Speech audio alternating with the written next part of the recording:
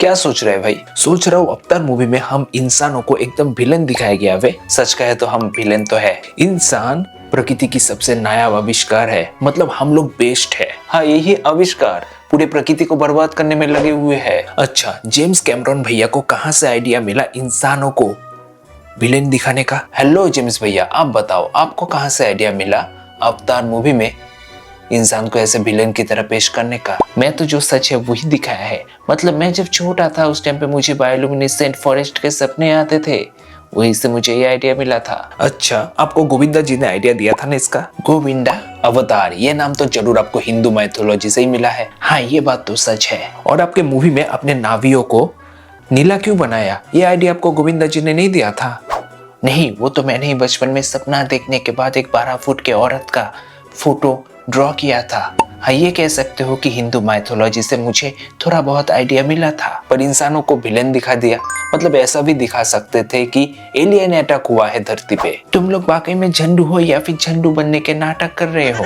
मतलब इंसान वाकई में धरती को नष्ट करने में लगे हुए हैं। कैसे? डेवलप कंट्रीज जंग कर रहे हैं, टेक्नोलॉजी ऐसी बनाया है जो पर्यावरण को खराब कर रहा हो, और कुछ कंट्रीज पोल्यूशन फैला के हालत खराब कर रहे हैं। पर वो तो हमारा जन्म सिद्ध अधिकार है, मतलब जहाँ खाना है वहीं पे हगना भी है। मुझे बताओ, अगर इंडिया में लोग नदी की पूजा करते हैं तो फिर नदी को गंदा क्यों करते हैं?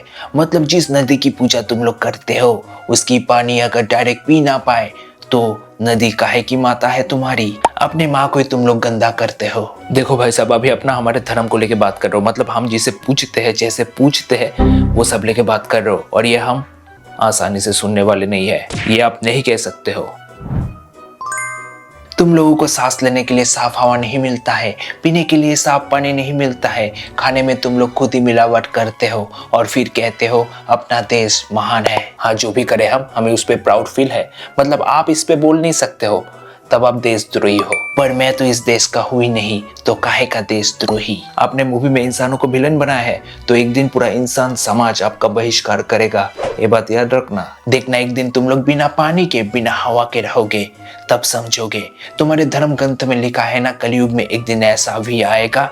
वो ऐसे ही नहीं आएगा, तुम लोग झंडू लोग खुद वैसे दिन लाओगे। अच्छा, इसलिए आपने दिखाया कि इंसान अपने ही प्लेनेट का हालत खराब करके फिर दूसरे प्लेनेट पे गया है कब्जा करने।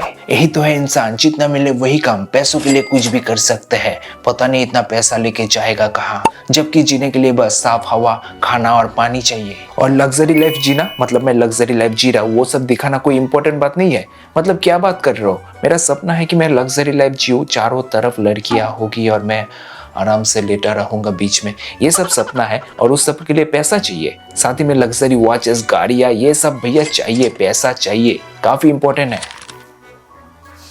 कहाँ था ना, झंडू हो तुम लोग। पर इंसान पेंडोरा पे, मतलब वो दूसरे प्लेनेट पे अटैक क्यों करते हैं? मतलब आराम से रहने के लिए, बस, और क्या?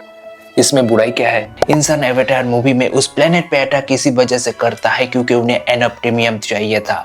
काफी कॉस्टली मेटल है अर्थ में, जिसका कीमत $20 मिलियन पर किलो है, और उसे पाने के लिए इंसान पेंडोरा पे अटैक करते हैं और उसके एनवायरनमेंट को खराब करने को भी राजी हो जाता है। मतलब पूरी तरह से प्लेनेट को तबाह करने के लिए भी राजी हो जाता है। अरे रे रे रे, इंसान इतना भी बुरा नहीं है कि पैसों के लिए फॉरेस्ट काट दे, इंसानों को मार दे, एनवायरनमेंट को बर्बाद कर दे। क्या बात कर रहे हो? ये सब झूठ है। आंखें खोल के देखो, इंसान पूरे दुनिया में क्या कर रहे हैं।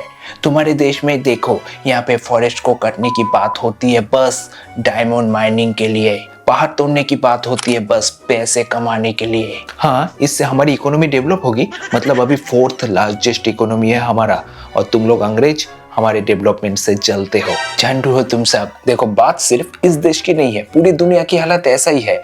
बड़े बड़े लोग पैसों के लिए किसी भी हद तक जा सकते हैं। मतलब कितने पावरफुल लोग हैं आपको पता है?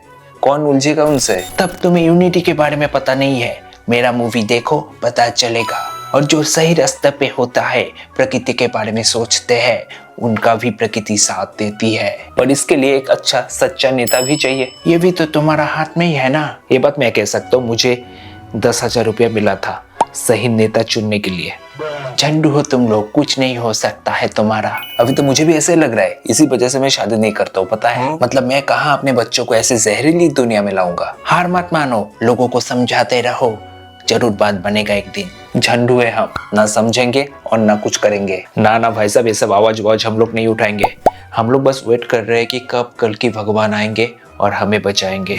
और जब आएंगे तब तो उन्हें पहचान लोगे ना कि जब तक वो पैसा नहीं देंगे और पहाड़ उंगली पे नहीं उठाएंगे तब तक उन्हें नहीं पहचानोगे। हाँ, वो तो करना ही पड़ेगा। मतलब चमत्कार करेंगे तभी ना भगवान कहलाएंगे। मेरे दोस्त, कभी कभी भगवान की चमत्कार आंखों से नहीं दिखता है, बस महसूस किया जाता है। मतलब जब होगा कुछ, बस अपनी अंतरात्मा की बात सुनना।